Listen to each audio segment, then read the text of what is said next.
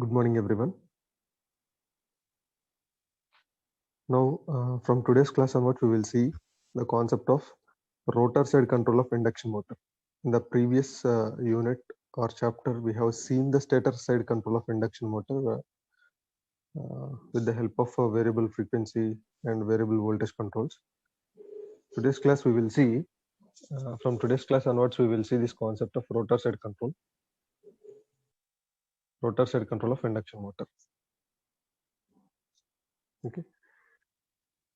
And first, you can see the concepts according to our syllabus: static rotor resistance control, slip power recovery scheme. And under slip power recovery scheme, we have two classifications. One is a static shear bus drive, and the second one is a static Kramer drive.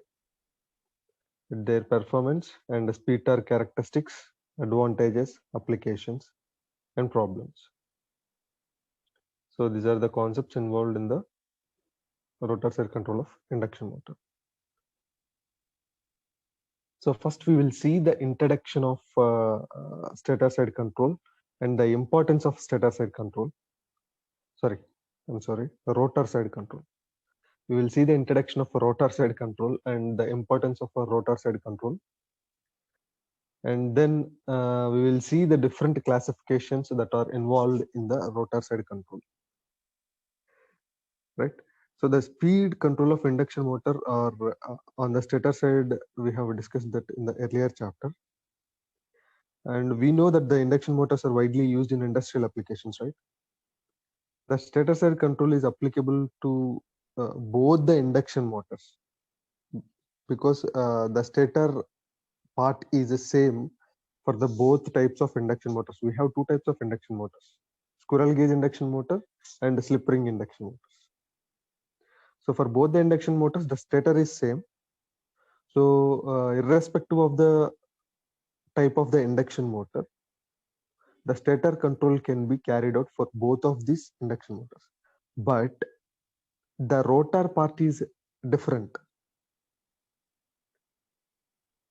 compared with both of these two. Squirrel cage induction motor rotor part is different. Slip ring induction motor rotor part is different. In squirrel cage, we will have both side short circuited rotor bars. But for slip ring induction motors, we will have slip rings. Right? So rotor part is different, but the stator part is same. So stator control is same for both the induction motors, but rotor control will be different for different types. Because of the more advantages, with squirrel cage induction motors are always preferred. The wound rotor or slip ring induction motor has a number of disadvantages when compared with the squirrel cage, such as higher cost, weight, volume, and inertia, as well as the frequent maintenance due to the presence of brushes and slip rings on the slip ring induction motor. However, the control of the wound rotor motor or the slip ring induction motor from the rotor allows cheaper drives to be obtained for a few specific applications. Right? And one of the important features of a wound rotor induction motor is, unlike the squirrel cage induction motor, it need not to be designed to obtain a compromisation between normal running performance and at the starting performance. So at the normal running performance and at the starting performance, a wound rotor induction motor design can be effective when compared with the squirrel cage induction motors. That is the advantage of slip ring or wound rotor induction motors.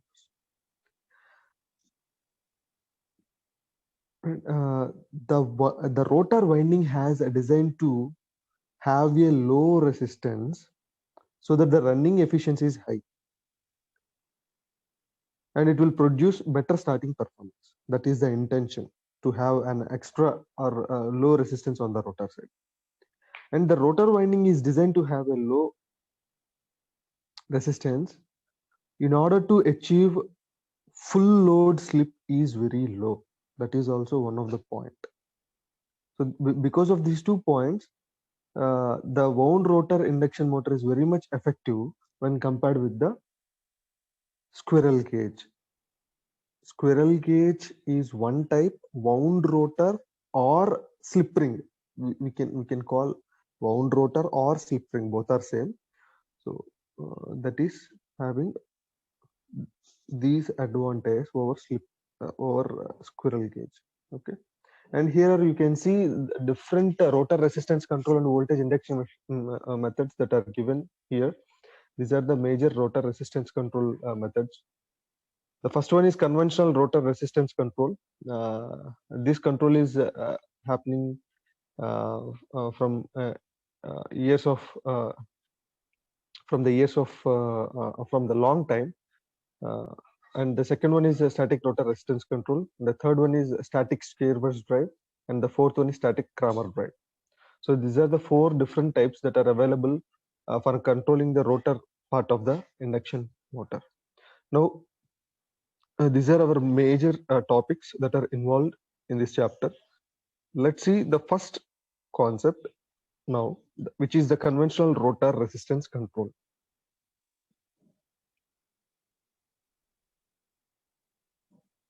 Right. So this is the conventional rotor resistance control, you can see, and here it is the circuit diagram of the control rotor resistance control, and this is our 3-phase supply, and this outer circle represents the stator part of the induction motor, and inner circle represents the rotor part of the induction motor.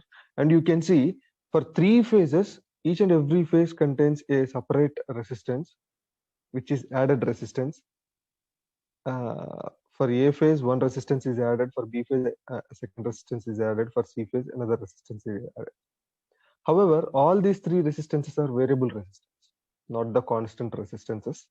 All these 3 resistances are variable, so we can control the resistance value. We can control these resistance values mechanically. Okay, we can increase or decrease these resistance values.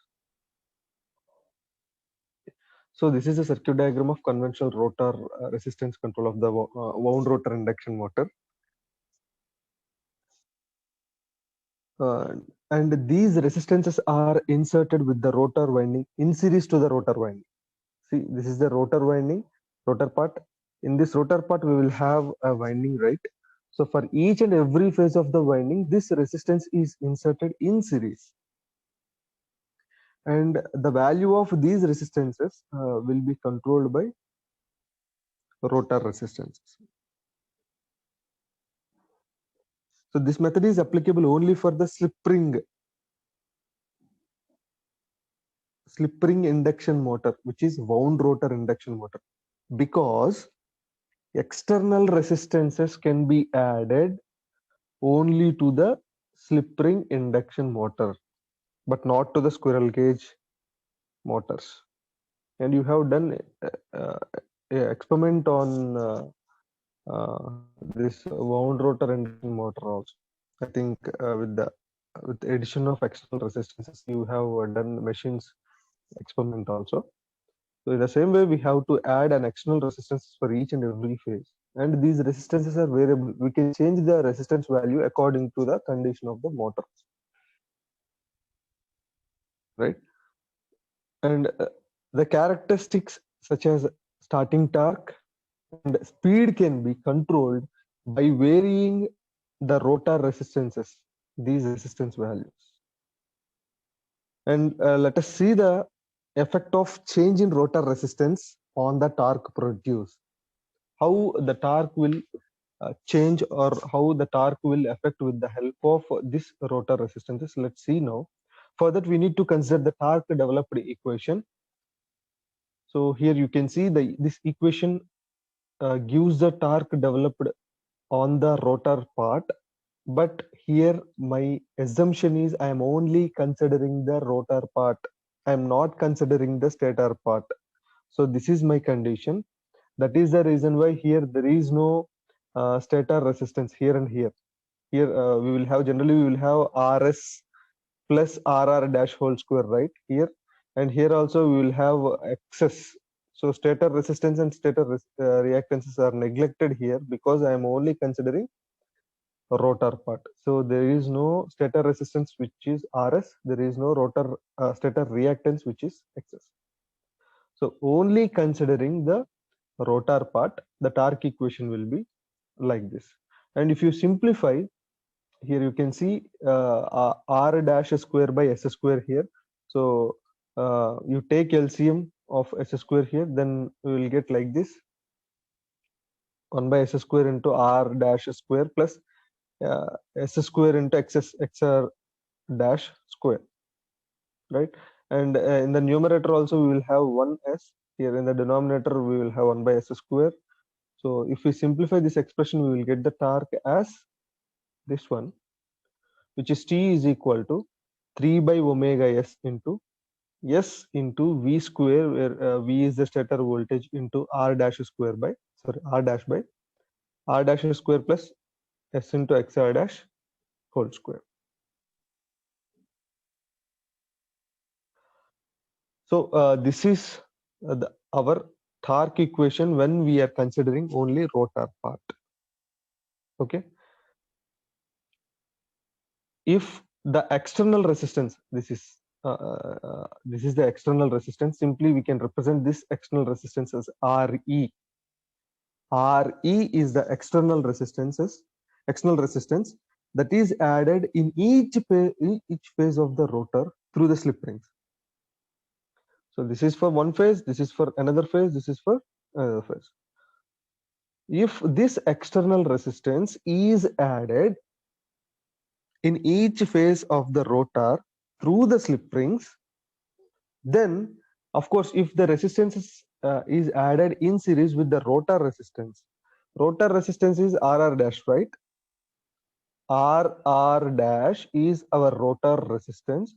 So if we add this external resistance in series with the RR dash, then the total resistance will become, series connection means RR dash plus RE. RE is the external resistance, RR dash is the rotor resistance. If this is happened, then the torque equation will be changed. How it will change? Let's see that. So the total resistance will become RR double dash. RR double dash is the resultant resistance value of the rotor when the actual rotor resistance is added by the external added resistance, which is equation 7.2. So from 7.2, the actual resistance will become RR double dash. So the corresponding torque will also be changed to T dash. This T dash represents the torque of the added resistance. So T dash is equal to 3 by omega ms into S into V square into RR double dash by RR double dash square plus S into XR dash whole square. You can see wherever you will get RR dash in the previous case, you simply replace RR dash by RR double dash, where the RR double dash is the total resistance, which is actual rotor resistance plus added external resistance. Okay, so you can see at the point of starting, which means at starting torque, which means at starting the speed is 0, which is omega is 0. Omega is 0 means the slip is 1. Slip is 1. Why the slip is 1? Slip is equal to synchronous speed minus actual speed by synchronous speed, right? If this actual speed is 0, that means this omega becomes 0. That implies slip will be synchronous speed by synchronous speed. because omega is 0. This is at starting condition. At starting condition, the speed is 0, right? So simply we can say that the slip is unity. So at the starting condition, when omega equal to 0, starting means omega is 0 because the speed is 0, right? So at starting condition, we will get the slip as 1. So for both the resistances, at the starting condition, the torque is written as TST is the starting torque, representation of starting torque. And you can see this equation is for RR dash only. That means actual rotor resistance only. And similarly, you can see this equation which is RST dash. That means with added resistance. Now you can see the numerator RR double dash is involved here. In the denominator also RR double dash square is involved here. So this is for actual rotor resistance, and this is for after adding the external resistance, starting torque conditions. And those equations represent as equation 7.4. But we are interested in getting the maximum torque. So we know the condition for maximum torque. Simply differentiate these torque equations with respect to S, where S is the slip, right? So with respect to S, we need to differentiate and make it equal to 0. The same thing we have already done for the unit number 3, which is stator control also, right?